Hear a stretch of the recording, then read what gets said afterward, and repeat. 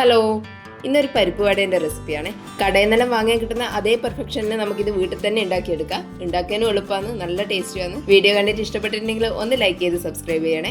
ഇതെങ്ങനെ ഉണ്ടാക്കാൻ നോക്കാം. അതിന് വേണ്ടിയിട്ട് ആദ്യം തന്നെ 1 കപ്പ് അളവിൽ കടലപ്പരിപ്പ് ഒന്ന് കുതിർത്ത് വെക്കണം. പരിപ്പ് വട ഉണ്ടാക്കാൻ വേണ്ടിയിട്ട് കടലപ്പരിപ്പാണ് ഉപയോഗിക്കുക. അതാദ്യം നന്നായിട്ട് കഴുകിയെടുത്തതിന് ശേഷം ഒരു 6 മണിക്കൂർ കുതിർത്ത് വെക്കുക. 6 മണിക്കൂറിന് ശേഷം നന്നായിട്ട് കുതിർന്ന് വന്ന കടലപ്പരിപ്പ് വെള്ളമെല്ലാം കളഞ്ഞിട്ട് മിക്സിയുടെ ജാറിലേക്ക് ഇട്ട് കൊടുക്കുക.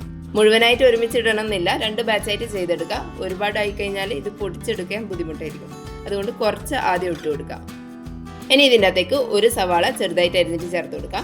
പിന്നെ ഇഞ്ചി ചെറുതായിട്ട് അരിഞ്ഞിട്ട് ചേർത്ത് കൊടുക്കുക. പിന്നെ പച്ചമുളക് 2 എണ്ണം ചെറുതായിട്ട് അരിഞ്ഞിട്ട് ചേർത്ത് കൊടുക്കുക. പിന്നെ കറിവേപ്പില ചേർത്ത് കൊടുക്കുക. ഇനി ഇത് വെള്ളമൊന്നും ചേർക്കാണ്ട് ഒന്ന് പൊടിച്ചെടുക്കാം. ഇതുപോലെ മുഴുവൻ പരിപ്പും പൊടിയാത്ത വിധത്തിൽ ഒന്ന് ക്രഷ് ചെയ്തെടുക്കാം. ഇനി ഇതൊരു പാത്രത്തിലേക്ക് മാറ്റി കൊടുത്തതിന് ശേഷം അടുത്ത ബാച്ചും ഇതുപോലെ ചെയ്തെടുക്കാം. ഇനി ഇതിൻ്റെ അകത്തേക്ക് വീണ്ടും സവാളയും പച്ചമുളകൊന്നും ചേർക്കേണ്ട ആവശ്യമില്ല, പരിപ്പ് മാത്രം പൊടിച്ചെടുത്താൽ മതിയാവും. അല്ലെങ്കിൽ ആദ്യത്തെ ബാച്ച് പൊടിച്ചെടുക്കുന്ന സമയത്ത് സവാളയും പച്ചമുളകും പകുതി ചേർത്ത് കൊടുക്കുക, പകുതി ഇതിൻ്റെ കൂടെയും ചേർത്ത് കൊടുക്കാം.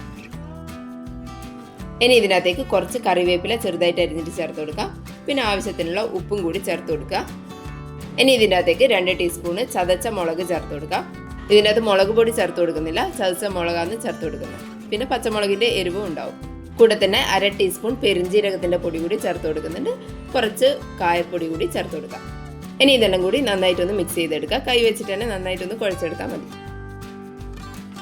ഇതുപോലെ കുഴച്ചെടുത്തതിന് ശേഷം അതിൻ്റെ അകത്തുനിന്ന് കുറച്ചെടുക്കുക. ഇനി ഒന്ന് ഉരുട്ടി കൊടുത്തതിന് ശേഷം കൈവെള്ളയിൽ വെച്ചിട്ട് ഒന്ന് പ്രസ് ചെയ്ത് കൊടുക്കുക. പരിപ്പ് വടേൻ്റെ ഷേപ്പിൽ ചെയ്തെടുക്കാം.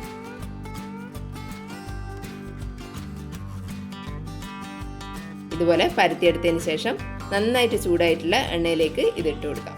ഇതുപോലെ തന്നെ ബാക്കിയുള്ളതും കൂടി ചെയ്തെടുക്കാം. ഒരേ സമയം ഒരു 3-4 വരെ ചെയ്തെടുക്കാൻ പറ്റും.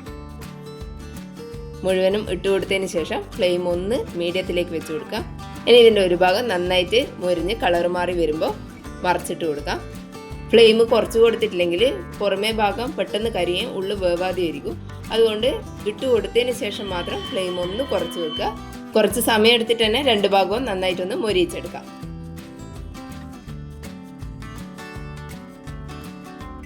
രണ്ട് ഭാഗവും കളറെല്ലാം മാറി നന്നായിട്ട് ഫ്രൈ ആയിട്ട് വന്നു കഴിഞ്ഞാൽ ഇത് എണ്ണേൻ്റെ അകത്ത് നിന്ന് കോരി മാറ്റാം. ബാക്കിയുള്ളതും ഇതുപോലെ തന്നെ ചെയ്തെടുക്കാം.